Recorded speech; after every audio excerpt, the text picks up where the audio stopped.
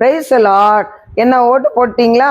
எல்லாரும் இருதயத்துல கையை வச்சு பாருங்க. லேப்டாப் அடிக்குதா? நேத்துல இருந்து ஒரு பெரிய கலக்கமும் திகிலும் தமிழ்நாட்டு மக்கள் எல்லாருடைய இருதயத்திலையும் இருக்குது பாருங்க. இது மே மாசம் 4ஆம் தேதி வரைக்கும் இருக்கும். 4ஆம் தேதி இந்த படபடப்பு அதிகமாயிரும் பாருங்க. யார் வராங்களோ யார் போறாங்களோ என்ன நடக்குதோ அப்படிங்கிற ஒரு பயம். நமக்கு ஆட்சியாளர்களை தேர்ந்தெடுக்கக்கூடிய அதிகாரத்தையும் உரிமையையும் ஆண்டவர் கொடுத்ததுக்காக ஆண்டவருக்கு நம்ம நன்றி சொல்லணும். அந்த அதிகாரத்தை நம்ம உபயோகப்படுத்திட்டோம். இனி கர்த்தர் செய்கிறத கர்த்தர் செய்வாரு.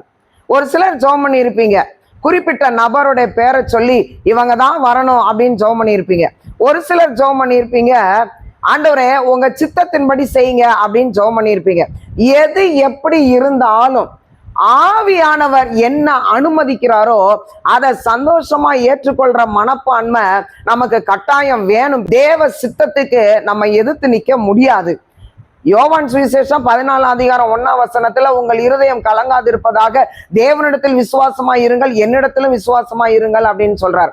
ஆண்டவரிடத்துல 100% விசுவாசத்தை வைத்து அவரை மாத்திரம் சார்ந்து இருக்கிற யாருமே இருதயத்துல ஒரு பதட்டமோ ஒரு கலக்கமோ வச்சிருக்க மாட்டாங்க பாருங்க. தானியேல் தீர்க்க தரிசன புஸ்தகம் 2ஆம் அதிகாரம் 21ஆம் வசனத்துல ராஜாக்களை தள்ளி ராஜாக்களை ஏற்படுத்துகிறவர் நம்ம விருப்பப்படி தேர்ந்தெடுத்தாச்சு. ஆனா உட்கார வைக்கிற வேலை கர்த்தருடையது.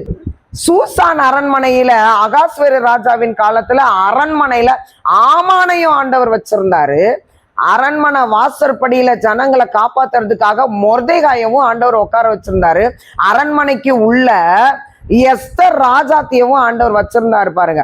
ஒரு தேசம்னு இருந்தா தீமையும் இருக்கும் நன்மையும் இருக்கும். ஆனால் ஆட்சி அதிகாரம் வல்லமை சகலமும் தேவனுடையது. யார் வந்து உட்கார்ந்தாலும் நடத்துகிறவர் பரிசுத்த ஆவியானவர். நம்ம செய்ய வேண்டிய காரியம் என்ன?